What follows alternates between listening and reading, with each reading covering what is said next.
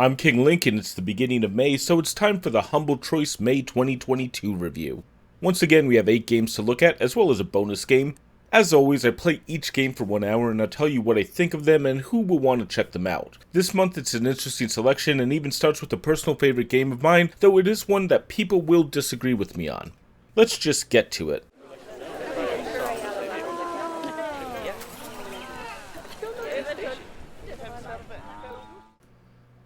Planet Zoo, my favorite topic, animal husbandry. I'm partially serious about that. I love zoos and the preservation of animals. I'm a huge supporter of my local zoo, the San Diego Zoo and Safari Park. Planet Zoo actually allows me to run my very own zoo, letting me mate the animals as I see fit. There's supposedly also a park management game here somewhere, but come on, we all know what we're here for. I fully enjoy this game. This is one of those games that I'll start playing and 3 or 4 hours later I'll come out of a trance and just look at all the creations I've made. There is a solid story mode here, though it is mostly just completing different tasks in different locations. There is an online franchise mode where you can sell animals in an online player's market, and there are a ton more. The one downside is there's also a lot of DLC and quite a few premium animals are locked by the DLC. Pick this up if you like zoos or enjoy Planet Coaster. This is far more focused on managing the animals, but it is the same as most theme park managers, just with living attractions. I also have a video comparing this game to a real zoo if you're curious. I'll link it in the description. Wow! Mermaid Man! I have all your comics and toys and mail! Huh? What? Oh... SpongeBob SquarePants Battle for Bikini Bottom Rehydrated, a remaster of a very solid title. This is a surprisingly popular game online, and what's strange is this originally came out on the original Xbox, PS2, and GameCube generation almost 20 years ago. The Rehydrated edition is a remastered version that came out in 2020. Now that I've played it though, I'm a fan of this title. It's a great mix of the Super Mario 64 style gameplay as well as SpongeBob's humor. At the same time, this is a remaster, so this game is quite a bit dated. This is a title that was released on the Xbox after all. It also is very similar to Super Mario 64, and while it got rid of the outdated live system, it's not ultra fresh. The music is also a bit repetitive at times. After a few minutes in the level, the music that sounded great at first ended up grating on me. Yet, I will counter that with it having the original voice cast of the TV show, except for Mr. Krabs and Mermaid Man, sadly. Pick this up if you like classic 3D platformers or are a fan of SpongeBob. This gave me a huge joy to play through. They captured the show's style perfectly. The gameplay is a bit on the easy side from what I saw, maybe because this is aimed at children more, but it is a nostalgic trip that I am definitely hoping to return to. Back so soon? Let's see how you do with something important. Command & Conquer Remastered Edition. The classic is back. On Origin. The original Command & Conquer is now 27 years old and EA brought it back for the 25th anniversary in 2020. This version has updated graphics, refined HUD, and input elements, and the same great game that was released all those years ago. It contains all the expansions, the console levels, and more, and if you somehow still want more, there's Red Alert with all its expansions as well. This title is extremely nostalgic and brings back a lot of good memories. They don't really make RTS games anymore, though perhaps there are reasons for that. I still enjoy the heck out of this game, and those cutscenes are a huge part of it, just the cheesiness of it. The FMV cutscenes have been remastered and look amazing, and yet all the other cutscenes in the games, the one that could have easily been redone from scratch as there's no humans in it, feel like they haven't been touched at all, which is a really strange choice. Pick this up if you want to see one of the most important games in the RTS genre. The problem though is it is the same story and gameplay as the originals, and I can't ignore how dated the entire game feels. The RTS genre itself isn't very healthy of course, and while the MOBA genre has supplanted it, this is a very different game than that. I will talk more about it at the end, but I want to call out that this is an origin key, so beware.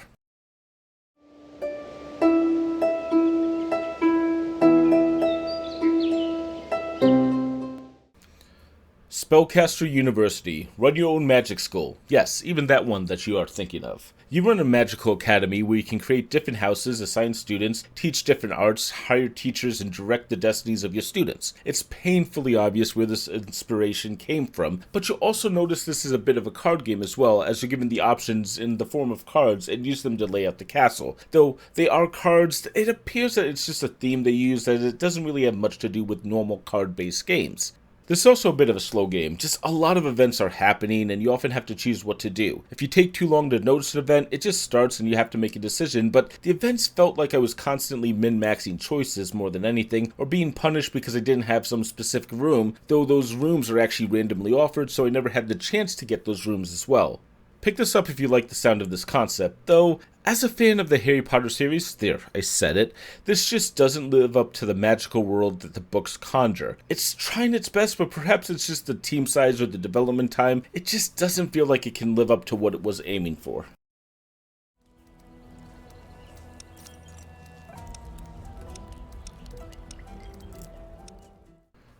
Surviving the Aftermath, a Paradox interactive game. I keep having to challenge myself to say something different about Paradox Interactive games. Paradox Interactive creates games where players take on a role but are given a unique experience, and rather than a strict goal, players can make up their own experience and see what happens.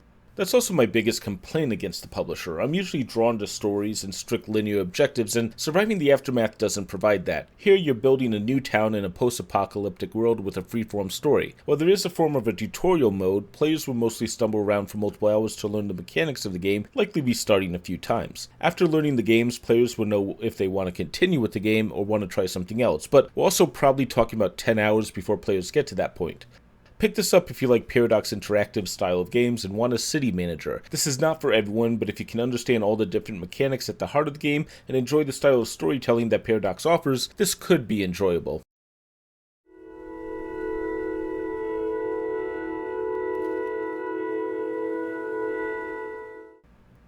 If Found. Finding oneself, well, doing a lot of erasing. If Found is beautifully drawn at times. The art on display is exceptional, and oftentimes the story shows similar sparks of brilliance. This is a game that will speak to some people, and I'm sure those people will be happy to be heard from. The problem though with If Found is that the gameplay, if it's called that, doesn't really work. If Found's main mechanic outside of being a visual novel is erasing the screen. You'll do that a lot, like a frightening amount of times. The problem is the gameplay doesn't really fit with the story or themes. The story also involves a transgender female, and while it's mostly good, there are a lot of clunky lines, especially when focusing on those who oppose her transition. It's almost like the writer didn't want to write a realistic antagonist to avoid harming those who identify with that main character, but that only makes the antagonist in the game awfully written, and that affects the main character's motivations. It becomes a house of cards that takes down the story. Pick this up if you care more about having a trans woman as the main character than the gameplay mechanics of the game. I normally am a fan of visual novels and enjoy a great deal of them, so the idea of a less interactive game is not an issue, but this is a game that probably would be better to watch on YouTube rather than play yourself due to how monotonous that interaction with the game is.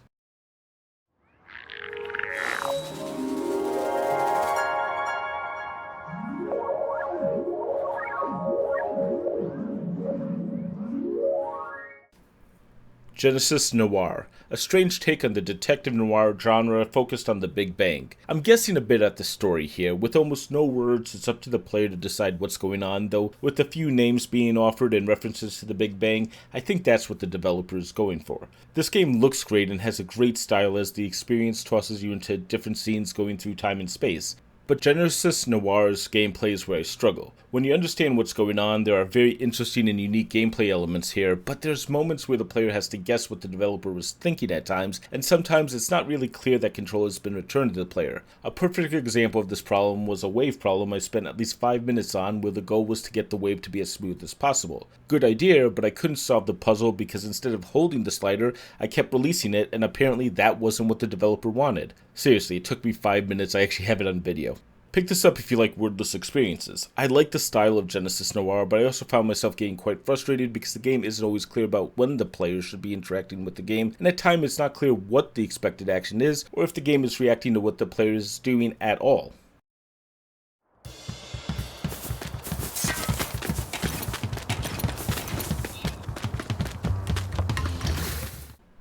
Embr. Fighting fires and saving lives, or delivering food depending on which level you're on. Embr is a game I like. Players are firefighters, and the main levels of the game involve the player saving people and burning buildings, usually requiring the player to also fight the fire to get through the building. The art style here is rather good, and there are a lot of clever mechanics like using the water to connect electric conduits. What I'm a huge fan of is after you beat each level, you can return for additional challenges, and they're hilarious. There's 5 additional options, including saving items for the family, avoiding damage from the fire, delivering food from an Uber Eats knockoff in the middle of the fire, and demolishing the house with fire. These are great additions to an already hectic firefighting in the game. Pick this up if you like the look of the game and the concept of fighting fires. This game does get decently difficult and the levels grow quite a bit, but there's a good challenge on everything you do here and the mechanics are very sound. And that's what I have for the main games of Humble. But of course, I'd like to do one more, something special for everyone, and this month we're going to be talking about a title from the Humble Game Collection.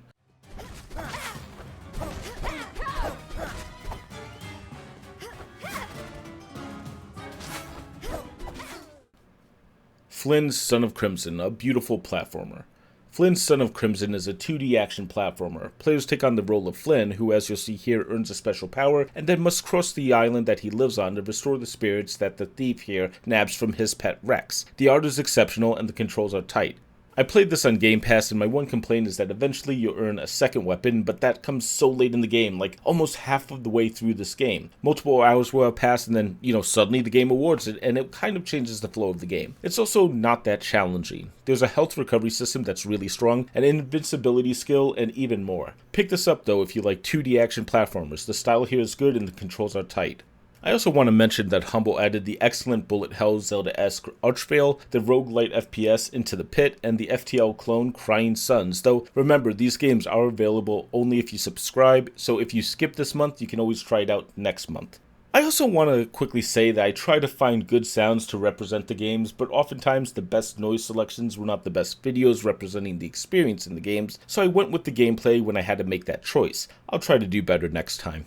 So what about this bundle? Well, let's talk about the biggest problem. Why Humble? Why is there an Origin key? Or, you know what? Rather, why EA? Why is Origin or EA apps still a thing? Yes, I know, money. But man, I really wish this was a Steam key, and I think most people agree with me. Origin is below Epic on my list of launchers, and I think it is for many other people as well. Perhaps EA hopes this key will get people interested in picking it up on Steam as a way for them to get even more money out of people, and admittedly, it may work on me, but I'm going to be waiting for a hell of a sale.